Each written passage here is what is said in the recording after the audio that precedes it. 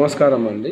Telangana polytechnic college వాళ్ళు academic year 2026-27కి 9 new బ్రాంచెస్ని introduce చేశారు. ఆ డీటెయిల్స్ ఏందో తెలుసుకుందాము. ఆ కొత్త న్యూ బ్రాంచెస్ ఏందో తెలుసుకుందాము.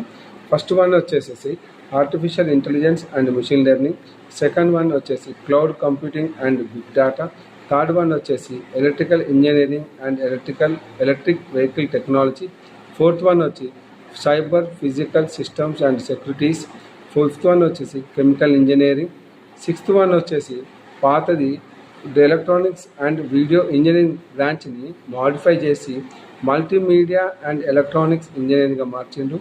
ఇంకొకటి సెవెంత్ వన్ వచ్చేసి కమర్షియల్ కంప్యూటర్ ప్రాక్టీస్, పాతది DCCP ఉన్న బ్రాంచ్ని ఇప్పుడు DCABMగా